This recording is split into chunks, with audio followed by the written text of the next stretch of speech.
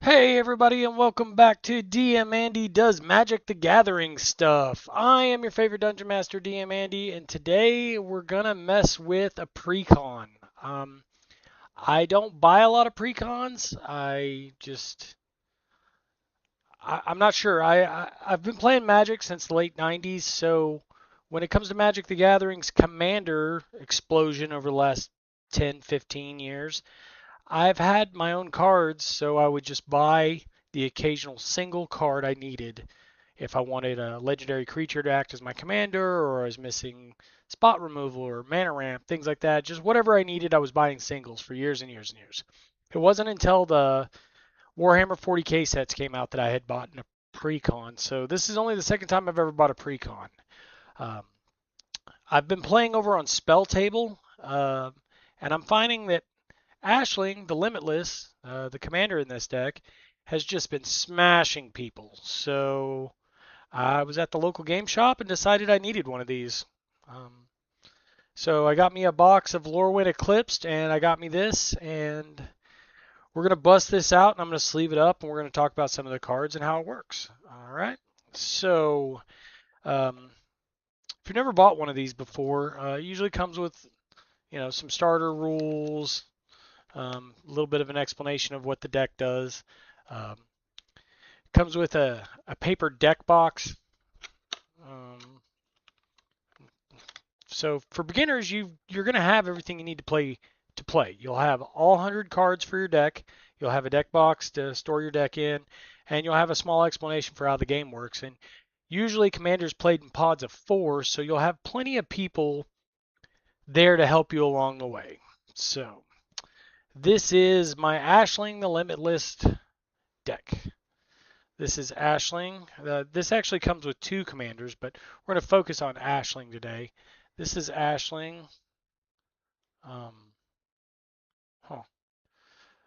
What Ashling does is it's 2 and a red, so it costs 3 to play it. And element spells you cast from your hand have evoke 4.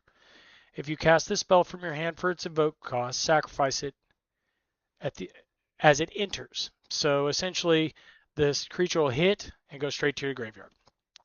So the second line of text says, whenever you sacrifice a non-token elemental, create a token that's a copy of it. That token gains haste until the end of turn. At the beginning of your next end step, sacrifice it. And the very last line says, unless you pay 1 of each color, which we're going to ignore that. Nobody's doing that. Don't worry about building this deck. If you upgrade it or mess with it, don't worry about paying that. Because if you're going to pay the evoke cost of 4 to add the 5 to keep the creature, the token, that would end up costing 9. And most things in the deck don't cost 9. So anyway, um, the way this deck's going to work is you're essentially trying to evoke out lots of elementals for 4 and overwhelm your opponents. And most elementals have different abilities tied to the card that allow you to uh, do different things. Mana ramp, card draw, things of that nature. So let me look through here and find a really good example, something you uh, looking for the Mole Drifter. Okay. The Mole Drifter is a perfect example. So Mole Drifter traditionally costs 4 and a blue, so 5 total to cast. It's a 2/2 flyer, and when this creature enters the battlefield, draw 2 cards. You can evoke this for 3. Now, if you evoke it straight from the card's ability, you would pay the 3, 2 of any color and a blue, and you'd put it into play, and then it would die. So it would act as a card draw spell. So if you played it from its own card ability, nothing happens except you draw 2 cards. But if you play it for 4 with Ashling's ability, it'll come into play, and then you'll make a copy of it. The Mole Drifter will go to your graveyard. You'll draw 2 cards for the Mole Drifter, and you'll draw 2 cards for the copy. So this will have haste, which will give you the opportunity to swing for 2. and do other things. If you have sack outlets, like, we're seeing a lot of people add like Phyrexian Altar, different things that allow you to then sack out the creature before it naturally dies at the end of turn so that you can abuse it. So that's essentially how this deck works. You're going to find lots and lots of different ways to abuse Ashling's evoked elementals. And again, this only works on elementals. See, it's a creature and its type is elemental. So, uh, that's the Mole Drifter. We've got Impulsivity. It's an elemental. When this creature enters, you may cast target instant or sorcery card from your graveyard without paying its mana cost. So it's an instant or sorcery recursion spell, but it'll let you do it twice.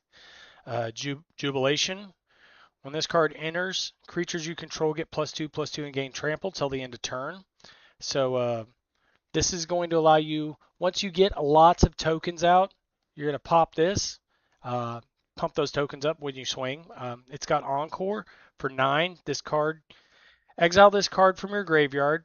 For each opponent, create a copy of this card.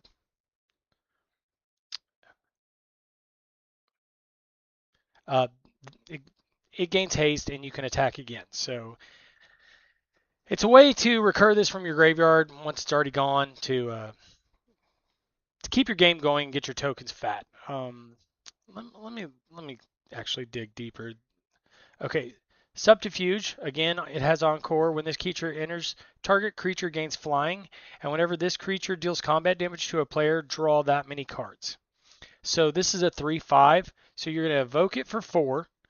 It's going to come into play. It's going to die. It's going to make a copy, and then that copy is going to be able to swing for 3/5. If you hit a player, you're going to draw 3 cards with this. And of course, Encore, so you can play it again. These 2 cards are actually, I believe they're unique to this deck. Reign of Slick Corpse and Sodden Virtue. These are dual lands that I'm almost positive you can't get these anywhere else. So it's one of the few times that we've gotten setups to where precons do have cards in them you can't get anywhere else. So some more land. Endurance, an elemental that when it enters the battlefield, target player puts all the cards from their graveyard onto the bottom of their library in any order. So this is a way to stop somebody from recurring things.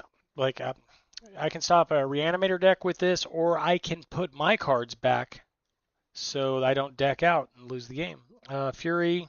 3/3 with Double Strike. When this creature enters, it deals 4 damage divided as you choose amongst any number of target creatures or planeswalkers. That's a spot removal card to clear the board in front of you. Haunting Voyage. Okay. Avenger of Zendikar.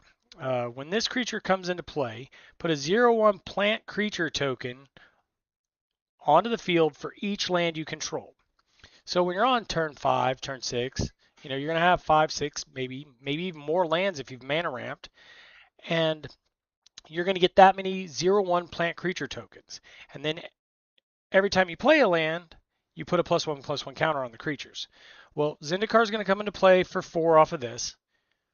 You're going to make that many plant tokens. A copy is going to be made. You're going to make that many more plant tokens. And then you can then go back to the Jubilation. You can evoke this onto the field to give them all +2/+2. Then a copy's made with the evoke ability, and they'll all get +4/+4. That could take a player out right there. But that should give you some idea of exactly where I'm going with this. There's lots and lots of different ways to do this. The Green Warden, when this creature enters the battlefield, you may return target creature from your graveyard to your hand. So it's a way to get something back, and then when it dies, you exile it and return target creature from your graveyard to hand. Well, when you evoke this elemental, that's going to happen twice for this one and the copy, and then leaving. So, Savannah is a mana ramp creature. Titan of Industry it's okay. I see it run in other decks more than I see it run in Ashling, but when this creature enters, choose 2. So it's a modal card. It's a 7/7 for 7. It has Reach and Trample. Reach implies that it can stop a flyer even though it doesn't have flying. It can block one. And trample says all lethal assigned damage, anything above that, hits the player. So when this creature enters, choose two of these four modes. Destroy target artifact or enchantment. Target player gains 5 life. Create a 4/4 green Rhino Warrior creature token. Put a shield counter on one of your creatures, on a creature you control. So again, you're going to evoke it. It's going to come into play. You're going to pick two of these modes. It's going to die, go to the graveyard, and you're going to get a copy and choose two of the modes again. So Muldrotha is it's a EDH staple. It's been around for years. This is an elemental, but it's not one that you generally evoke. You usually play this straight up so it can stay in play. But if you've got excessive mana and it's late game, evoking is not going to hurt. During each of your turn, you may play a land and cast a permanent of each permanent type from your graveyard. Now you still got to pay for them, but there are lots of things that you can add to this deck, like a Lotus Petal. Lotus Petal costs 0. It's an artifact, costs 0. You can sack it for 1 mana of any color. Well, you could play it, sack it, replay it with this, and that could count as your artifact for the turn, and you got two free mana out of the deal. Same thing, you can play a creature, you can play an enchantment, you can play Planeswalker, one of each type, and you can also play a land. So this brings back some of your elementals so that you can further the process of moving this deck forward to wear out your opponents.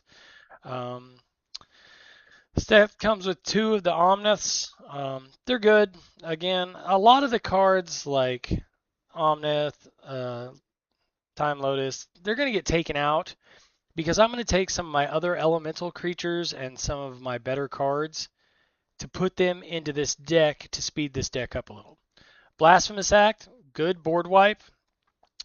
Cream of the crop, cool card, used to be worth a lot. It's been reprinted. It's kind of dropping price. Now's a really good time to run and get some of these.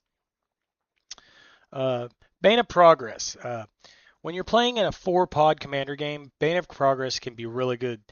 When this creature enters, destroy all artifacts and enchantments. Put a +1/+1 counter on this creature for each permanent destroyed this way. Well, if you stop and think, with all the mana rocks and all the enchantments, this guy could end up huge for 4. So I would definitely run a Bane of Progress in almost any deck that can run green, especially like Henzi. This is a good deck a good card in the Henzi deck because Henzi can let you play it for free. But that's beside the point. We're talking about Ashling today. Like, let's see, we got the Rimwalker, Return of the Wild Speaker.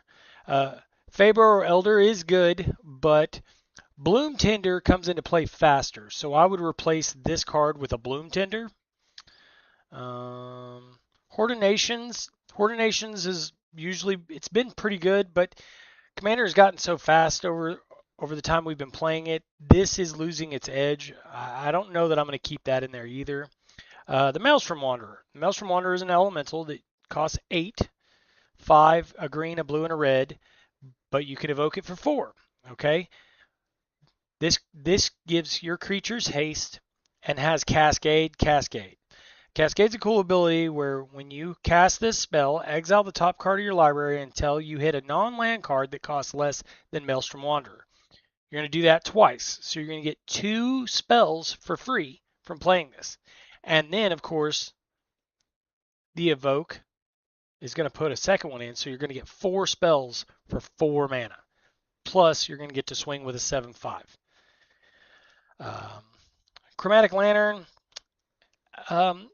This is one of those in between. This is a 3-drop mana rock that gives all your lands tap for any color. There are times when I like this card, and there are times when I feel like it's slow and it's a dead card. So you're gonna have to make your best guess for that.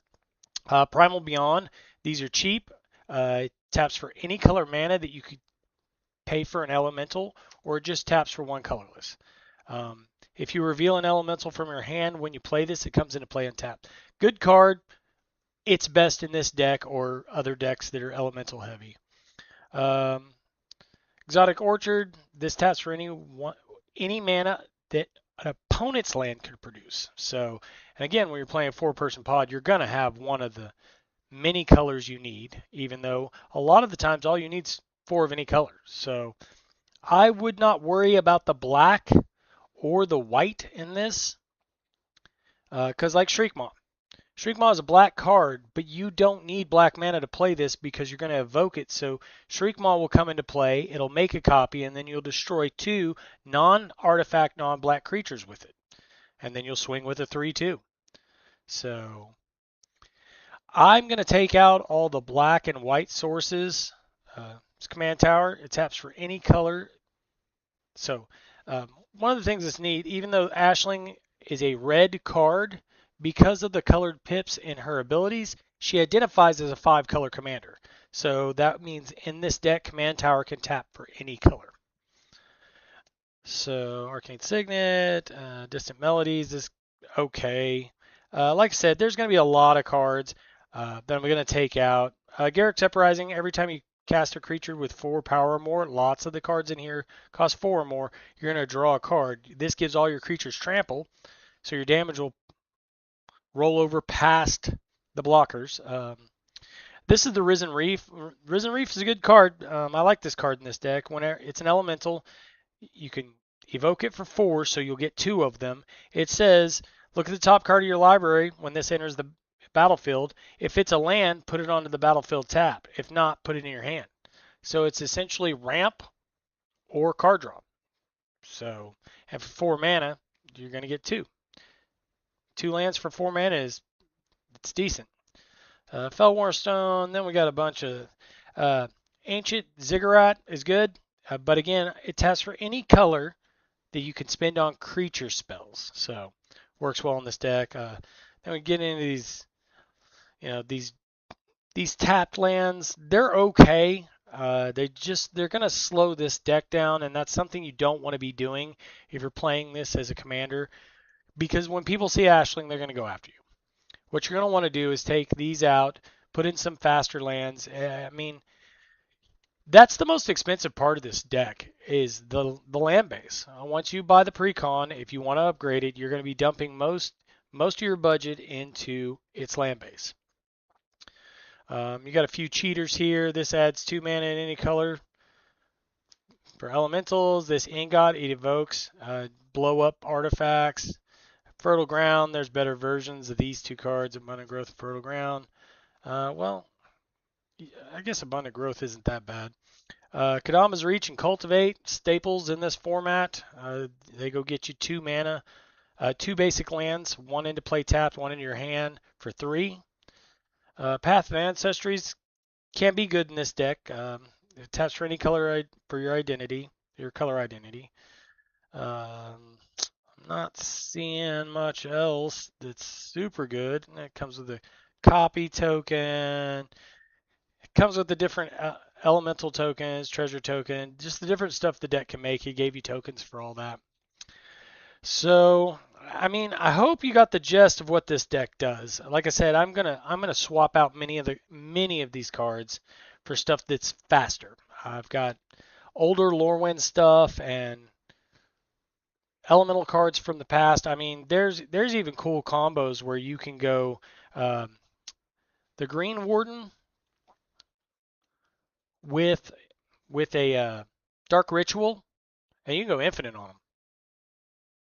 So there's all kinds of fun ways to make this deck better. There's all kinds of resources on the web, Moxfield, EDH Rec, YouTube videos. There's lots of places to find information about this. Ashling is a really, really fun newer deck, and it's got a lot of information out there right now. So if you got the time and the effort to pick it up, you can find it anywhere from $35 to $45 at different stores, or you can go over on Amazon. You might pay a couple more dollars than you would at, say, Walmart, but you may not be able to find it at your Walmart. So it's definitely worth getting. It's definitely worth playing with. I've seen this deck go off on turn 4 and take out the entire lobby. I'm going to give it a shot. I'm going to get her sleeved up. I'm going to get her upgraded, and I'm going to see what I can do with it over on Spell Table this evening. So if anybody wants to come find me, I am DM_Andy on Discord, and I'll be out there playing some Magic. anybody's welcome to add me. I love Magic. I love D&D. I love 40K. I love to talk about nerdy stuff. So come hang out with me. I am your favorite Dungeon Master DM, Andy, saying thank you for hanging out. And if you enjoyed this video and any of my other videos, give me a like, a share, tell your mom about me, and I will see you next time. Thank you, guys.